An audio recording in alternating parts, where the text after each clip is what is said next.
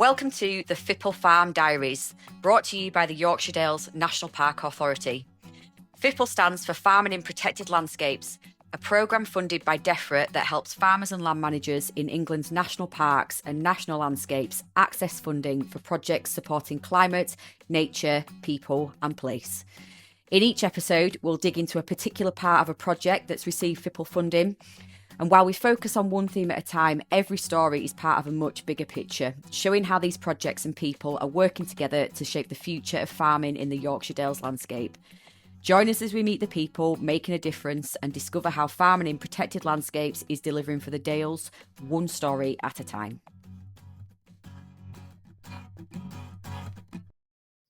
Hello and welcome to the fourth episode of the FiPL Farm Diaries. This episode is all about improving soil health. So we've got two farmers and Jenny Calvert from the Yorkshire Dales National Park on this episode. I think it's safe to say that we can all agree how important soil health is for a productive farm. But actually, this episode just proves that it's not all about mechanical intervention with soil. We can actually improve things through our grazing management practices and various other bits and pieces.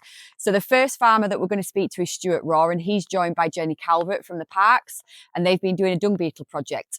So I'm Jenny Calvert. I'm a wildlife conservation officer at the Yorkshire Dales National Park Authority. I've been with them for about 3.5 years now. And I've moved into the Dales about a year before that. I grew up down south, but yeah, I've been up here for about 4 years now, and not a farmer, but coming to be farming adjacent. So Stuart Raw, farm in and around Castle Bolton and Carperby in Wensleydale. Upland beef and sheep on a fairly extensive system, very low inputs, trying to maximise out on the soil improvements and the livestock that don't take lots of concentrate and high inputs. Brilliant. So this episode then is all about improving soil health. So tell us about the project that you have been doing through the FiPL grant. Yeah, so it was a dung beetle focused project. I was doing an MSc at the time, and so it formed part of my MSc dissertation. So I had the opportunity to do a research project, and I work in the wildlife team, but very interested in farming and the link between wildlife and farming, particularly because most of the national park is farmed, and so if we want to deliver anything for wildlife, it's on farmland. And dung beetles seemed like a really great kind of ambassador species to bring the two together. So the FiPL grant helped fund some of the survey equipment for the surveys that I was doing for my research project, and then through that project we covered about 25 different sites. So we had a survey report for each of those sites, and then we finished up the project with a couple of events to kind of bring the farmers together and look at the next steps for dung beetles. But the FiPL grant was kind of essential to that, because although I think dung beetles are amazingly important, they're not kind of endangered in the same way as some of our other priority species. Yeah. So they're not something that we would ordinarily be able to fund or do a focus project on in our team. So kind of the FiPL grant was essential for letting us branch out a little bit to cover those. And we also brought in some other match funding from the Yorkshire Dales Millennium Trust to help with other aspects of the project as well. Brilliant. And presumably one of the sites in Stuart was on your farm, was it? Yes. Yeah. So one of the things that I'd found out over the years is that one of the big things we need to do is to improve the soils and to use what's naturally available there. High chemical use and set stocking over the years hasn't been very, very good with regards to soils and the biodiversity that's there. We've completely cut out any ivermectins that we don't necessarily have to use. We only target certain animals, which obviously helps the cycle of the dung beetle and trying to get the cow and sheep muck into the soil as fast as possible. And it also helps with the environmental aspects with regards to the wading birds and everything there. Brilliant.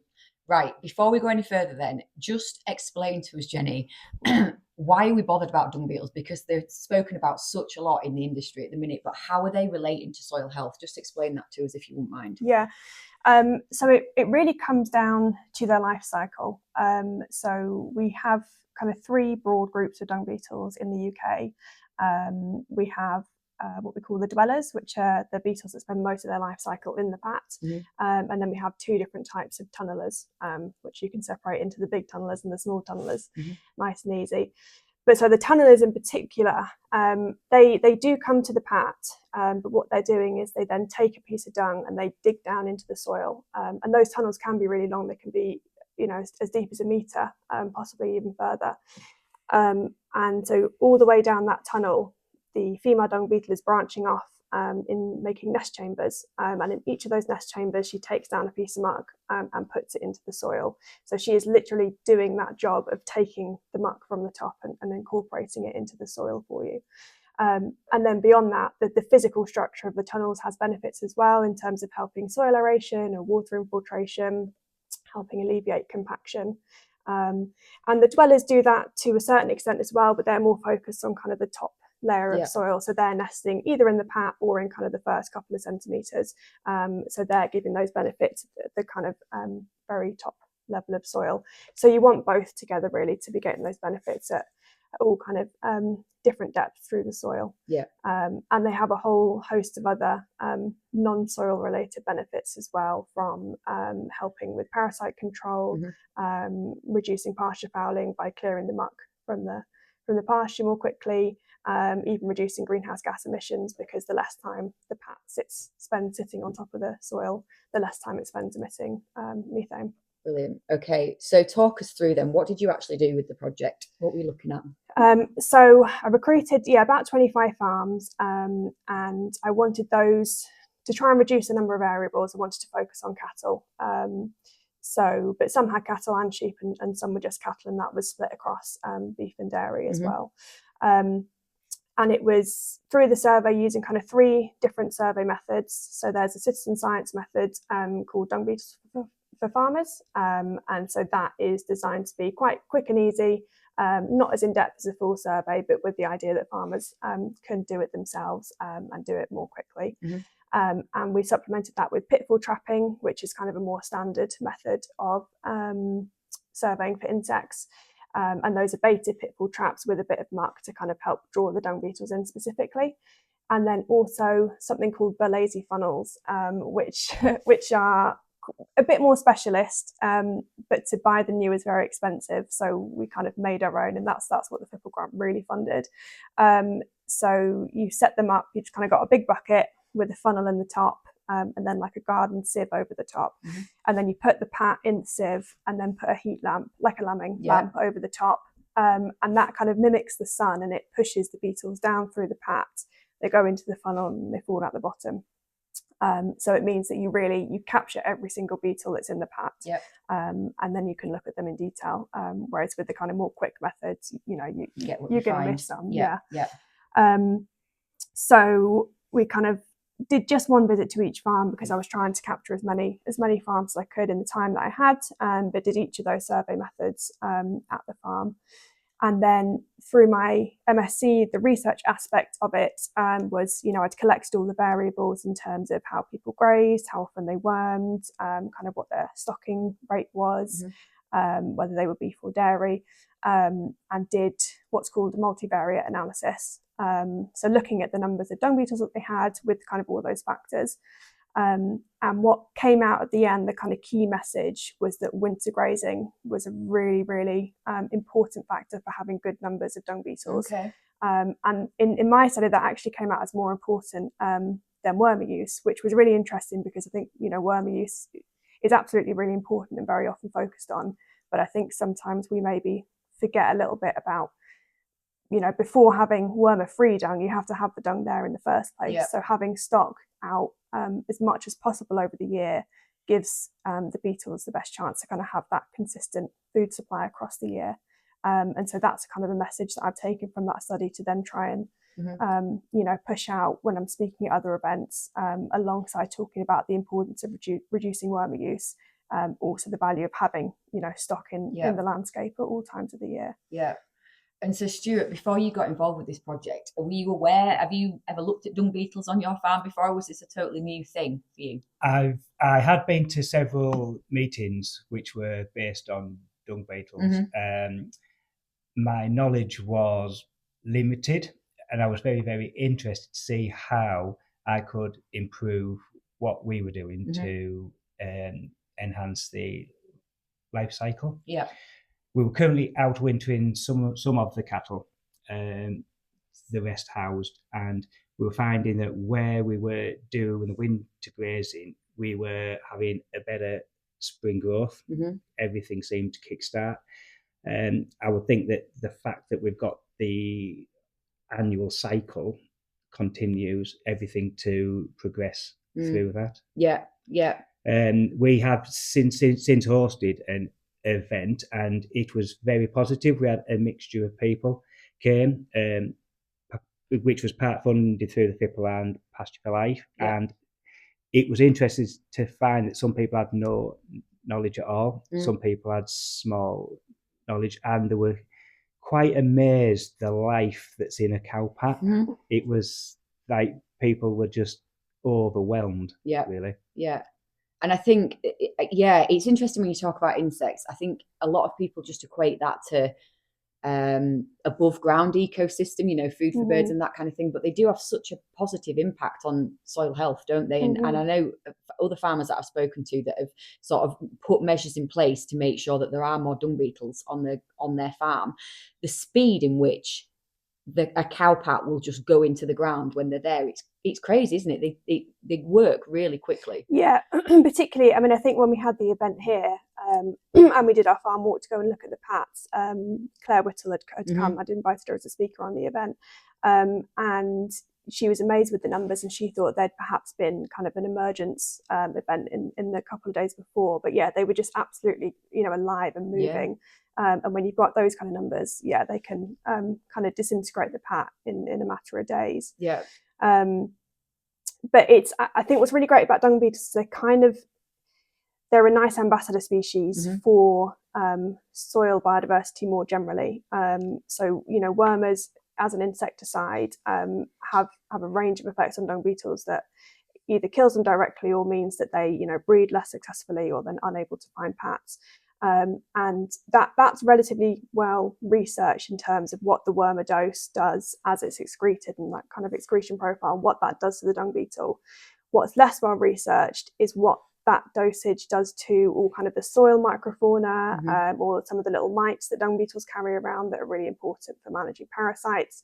But so we can use the dung beetles as kind of an umbrella species to capture the benefits for the rest of the soil biodiversity through reducing your wormer use. Yeah.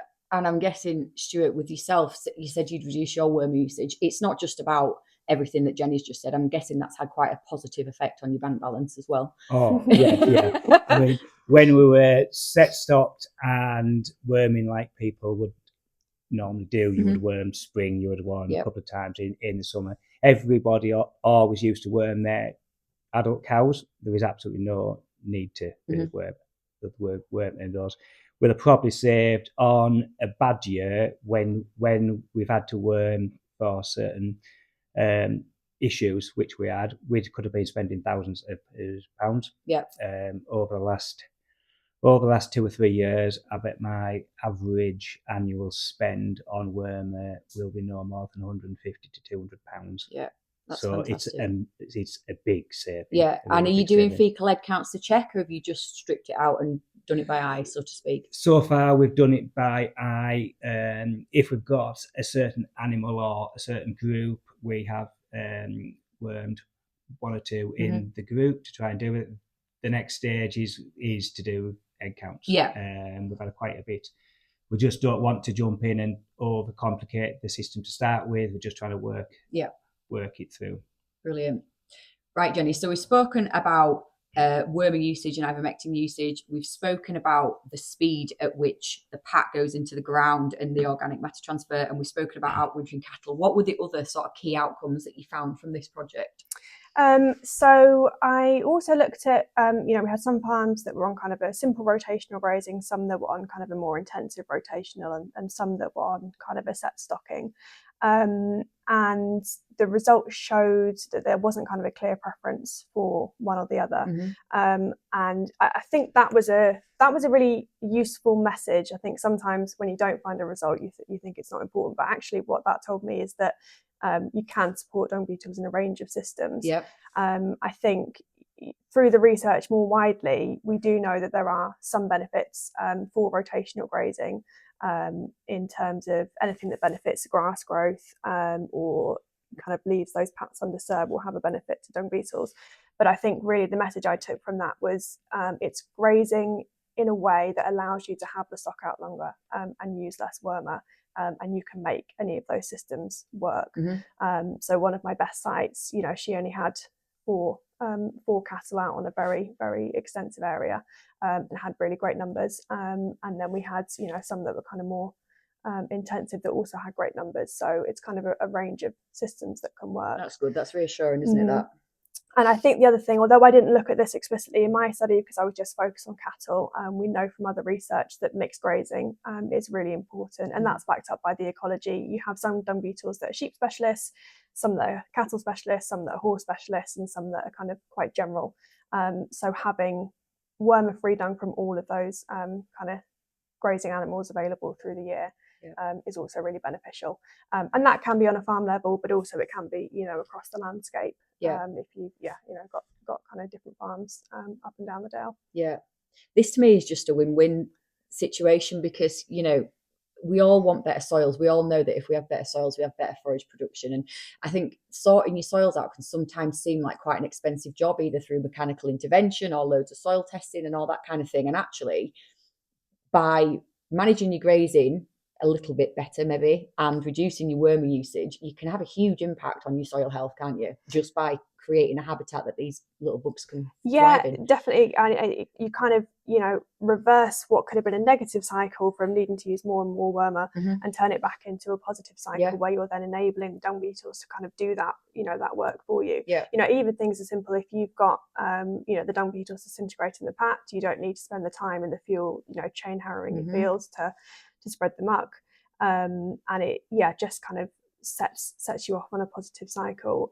There was a really interesting piece of research. It's from 2016 now, so I'm sure the numbers are higher, but they looked at kind of the cost benefits of dung beetles for stock, and it was something like £4 per head of sheep, and £13 per head of cattle, and from having healthy, thriving dung beetle populations.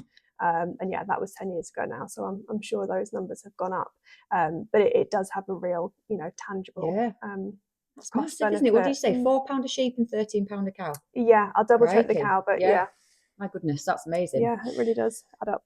Right. So you said you did you say 2 events that you did as part of this project? Yeah, so kind of, in the first kind of the key outputs from the project, it was the end of the survey season. So we had 2 events. One was here with Stuart, and the other was over at Hilltop Farm in Malham with Neil. And it was the opportunity for any of the farms that I'd surveyed to come to the events for free, but we also expanded it a little bit more widely. We had some funding from Pasture for Life and Yorkshire Dales Millennium Trust to help with kind of the cost of the speakers and the venues and things. So it was open to the Pasture for Life group more widely as well. But I invited Claire Whittle, and then also a vet from Bishopton Vets in Nidderdale, who'd been doing his own dung beetle research project. And I was very conscious that, I'm an ecologist, but I'm not a vet, and I can't give technical advice on what the next steps would be for people to start looking at how they might go about reducing their wormer use or changing other aspects. So I wanted to get those, people with that technical knowledge and experience in. But there were some really interesting techniques, I think, in the presentations. Ben talked about parasite risk mapping. So kind of using, doing a red, amber, green system across your farm to work out which fields are most likely to have the highest parasite load. So I think you talked about maybe your lambing fields or kind of your hospital fields would have the highest burden. Whereas anything that you'd then taken a silage cut or a hay cut off, or if you run a different livestock across to hoover up, say you'd run your cattle over to hoover up all your sheep parasites or vice versa, that would kind of reset the parasite risk to green. So it was really interesting to hear about those kind of different techniques, stuff that's relatively simple, but you need somebody to have come and spend the time kind of facilitate the next steps for how you might go about changing things on your farm. Yeah. So Stuart, then what have you made any changes as a result of this project? Or were you already on the path, as it were, before you started? I was on the path, but I've looked much more into the possibilities of utilising certain farming systems. Mm-hmm. I had been contemplating not keeping sheep ever again, like lots of farmers have. And I still often wonder that the leader follower grazing system, I do think, is a tool we do have to investigate to try to keep the pastures more healthy and free of worm burden. Mm-hmm. So that's something we're going to implement further on certain areas. Yeah, it's just more about being more aware about what's out there. And I'm on the program to improve lots of soils, but I'm using as many different ways to do it as possible. Yeah. And the rotational grazing is a big part of that, which will also reduce the need for wormers or basically keep it at bay. Yeah. So yeah, there's lots of things that I'm exploring, and having the knowledge of the dung beetle cycle and what they can do and how they also create the environment which brings in lots more different species to attack the parasites. Obviously porons are a big thing that people need to use, but if you can reduce the parasite burden, those can be taken down further, can't they? They can. They can. It's interesting what you said about mixed grazing, Jenny, as well, because they talk about farms getting sheep sick, don't they? And this is it's the way that they graze, isn't it? That's the thing. And as you said, for parasite, mopping up parasites, and also the different dung beetles preferring the different muck, like it's an important thing, isn't it, to keep that bit of a mixture potentially on some farms. Following on from the project, one of the outcomes was also kind of my upskilling and my knowledge development. And then I've been able to take that to, I've done a number of talks for vet practices in the Dales, where they're hosting, whether that's advisors from FiPL or looking at vaccines. So that's part of their kind of upskilling of their clients. And then I've come in to do the dung beetle ecology part of it. So it's been great to kind of build those relationships, be able to share a bit of what we learned through the project, and just to know that there are, a number of vet practices that are really kind of forward thinking with this in the Dales. And going forward, it would be great to kind of think about how we could maybe bring in some of those interventions on some of those farms to enable, whether that's funding some scales so people can use daily live weight gain to assess the need for worming or those kind of things.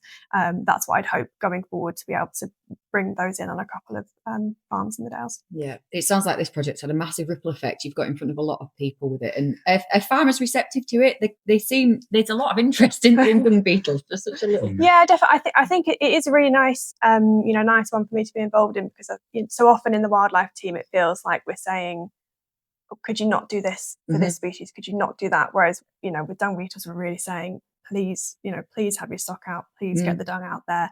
Just do it in a right way that saves you money. And makes your farm more resilient in kind of a landscape of wormer resistance. But also, will bring you all these benefits. Generally they are really receptive. I mean, on the sites that we had in the project, we had a couple of farms that didn't know that we had dung beetles in the UK until they saw kind of the poster advertising the project. And then through, we have people like Stuart and Neil or Jim Beery at Orton who were already went on thinking about it. So the project kind of really, covered the full scale of knowledge. So it was meeting people where they were at, I think. For some people it was just about making them aware and showing them dung beetles. And for other people it was kind of the more technical advice at the events that would kind of be the real benefit. It's been great to kind of share about how amazing they are to a whole host of people across the landscape. I think one of the things which you've just touched upon it is that farmers don't like being told what they can't do. But nobody does. No, farmers won't. But if they are given an example of how they can potentially save money or just change slightly to improve, and you're basically using something for free Yeah. because it is just there, and it's just the fine tweaks can start the process. Yep. And you just need that bit of somebody with a bit of a knowledge just to say, look, this is what could be achieved if you changed your grazing in a certain way in a certain field, and see how it works and see how it all goes. Things don't happen fast in anywhere, but it's the small changes can have big returns, can't it? The second farmer that we've got on this episode is Alan Robinson. You'll recognise his voice from episode number 2. So Al is farming some land up at Orton, and he's rotational and mob grazing his cattle and also out wintering them. And he's seen some really massive improvements in his soil health from doing that. Hi, yes, I'm Alan Robinson. I'm farming on a share farm up at Raisbeck, which is just outside Orton. So we're in Cumbria, but in the Westmoreland Dales, a part of the Yorkshire Dales. So we are mob grazing or AMP grazing cattle through a lot of traditional hay meadows, wood pasture and permanent grassland. There's 50 head of cows at the moment to the bull this year. There'll be just over 100 head of stock altogether, cows plus followers, on the land at the moment. So yeah, we mob graze. Cows are outwintered on bale grazing and deferred grass. So everything we do is all about grass growth, grass, and just keeping cows moving, basically. So, Alan, we're at a bit of land again that Kate Blue owns, but you are farming. Yes. With your Belties. Yes. You applied for a FiPL grant to basically improve soil health, but through the management of your grazing and your animals, correct? Yeah. Is that right? Yeah. Yeah. So tell us what you applied for. What was the thinking behind it? So the main thinking around improving soil health initially was to try and get longer covers, so quite long rest periods with grass. So this year we achieved sort of 80 days rest going through the summer. Yeah. But to do that, it was really important that we were able to manage the grazings, so splitting up fields with electric fences. We also got funding to put a single strand of high tensile around all the boundaries. So that does two things really. It stops cows rubbing on the walls, which keeps the walls up. Yeah. But it also makes it a lot quicker to be able to manage your fencing and put your fences out. Yes, because you can just string them all onto that. Yeah. So everything else on the other side of the road, which doesn't have that on, I put fences around the walls anyway, but they're all temporary. Yeah. So it takes sort of 2 or 3 times as long. Yeah. And we're really conscious on labour, because labour is probably the biggest cost in this system when we're really low input. Yeah. Trying to do everything off grass if we can. Yeah. So that really helped from a mob grazing perspective, which then helped with the soil health because we're able to get long covers, lots of deep-rooted grasses and lots of rest periods. So yeah, the cows at the moment are on sort of like an acre and a half a day, and they're just still moving around at the moment because we've got grass ahead of them. So when you took on this land from Kate, what did you do? Any soil sampling? Like how, or did you just know that it could be improved and just cracked on with it? I think you can always naturally know if you start mob grazing, you see the results. Yes. So probably should have done, but we didn't do any sampling right at the start. Yeah. We're just starting to do it now. We're sort of like 12 months, 18 months in now. We're doing the testing now to see how we can improve in the future. Yeah. So we didn't do anything to start with, but I have really been able to see probably increased grass growth and increased capacity just to hold cattle up. Yeah. So it's really good land in terms of having really dense swards to be able to hold cattle on ground all winter. And that was probably the biggest driver around this with the soil health. Yeah. Other than just doing the sampling. So we haven't done any sampling yet. Sorry, we've just done it now. Not got the results back yet. Yeah.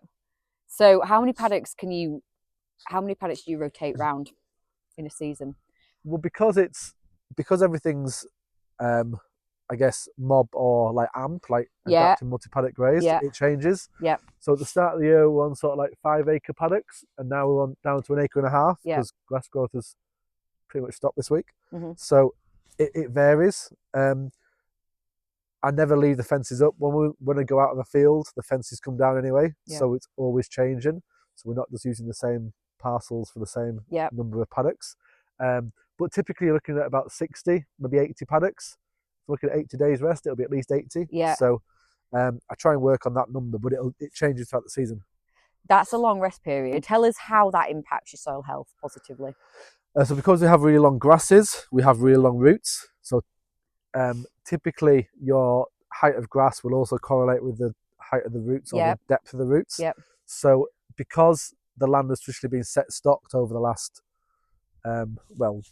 quite a lot of years, I wanted to try and break up the compaction of the soil. Yep. So having long grasses enables the roots to go down further, which means that then when the cows come through, they won't eat everything, but then they'll trample the rest in. Yep. And that means that then that gets the biodiversity starting in the soil. Yep. And try and get some movement with that as well. Yeah. So the good thing about these cows, because they're belties, is that they will deal with the lower quality grass fine.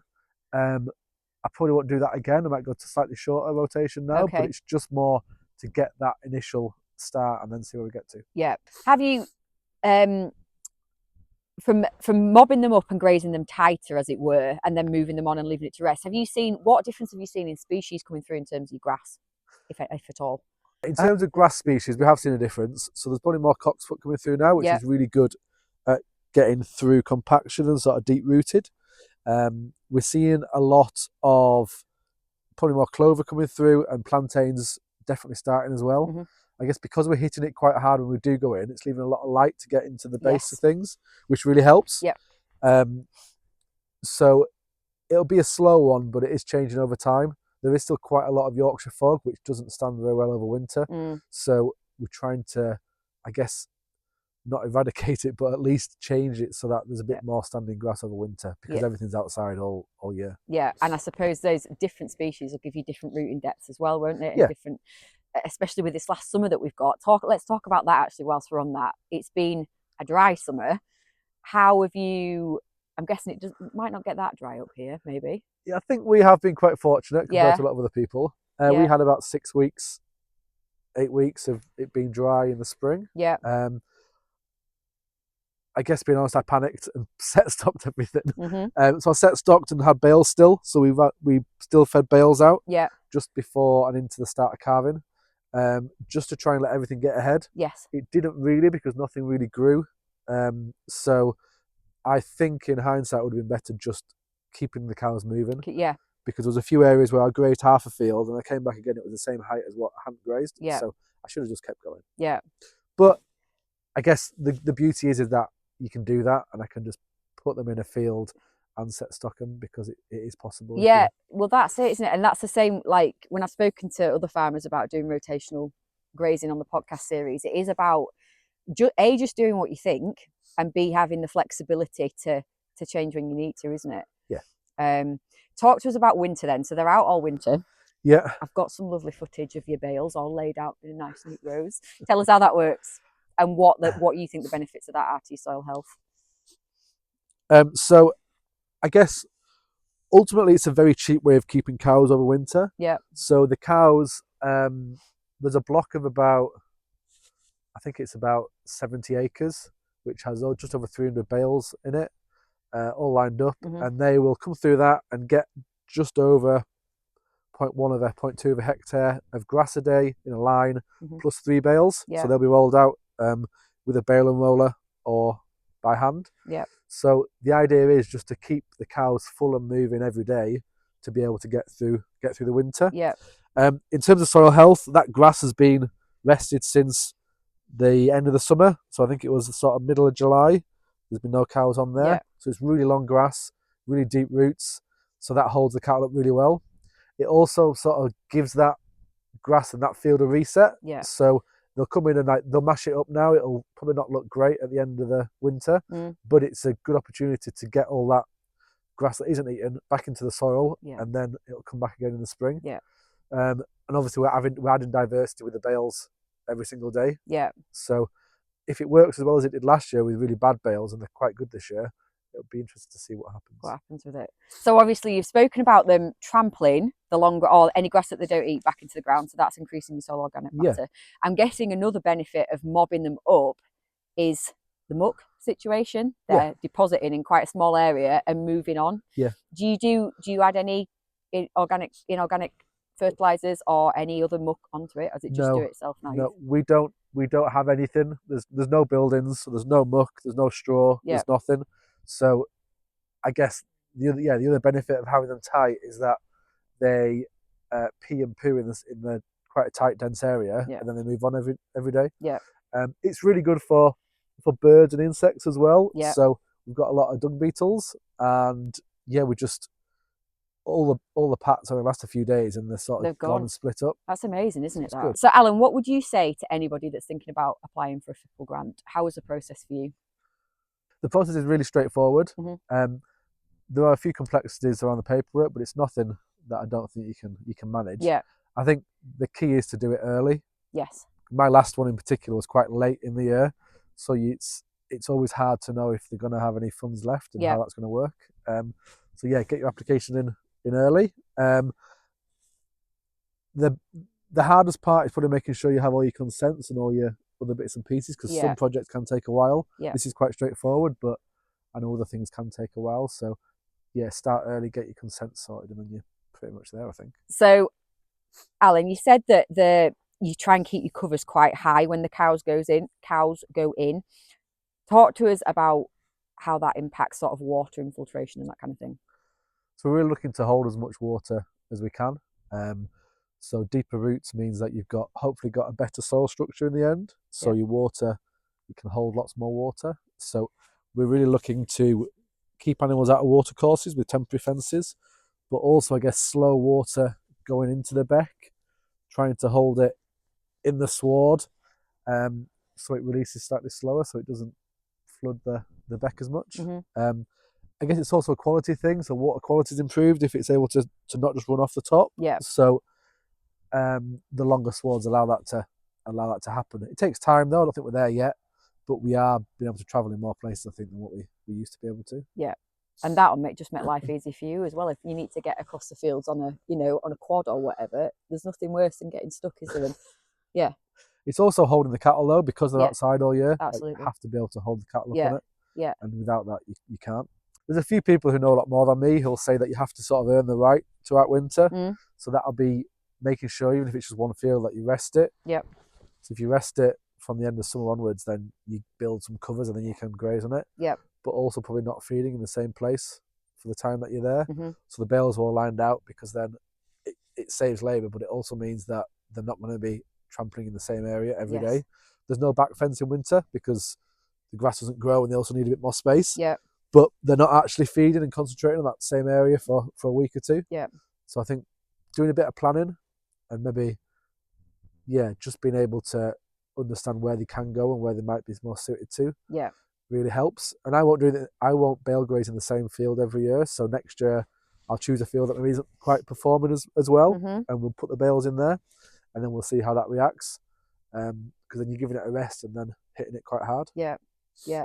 That's important, isn't it? Not like you say, the people that you hear of that are bale grazing all say the same. You can't do it on the same field every year, and you've got to.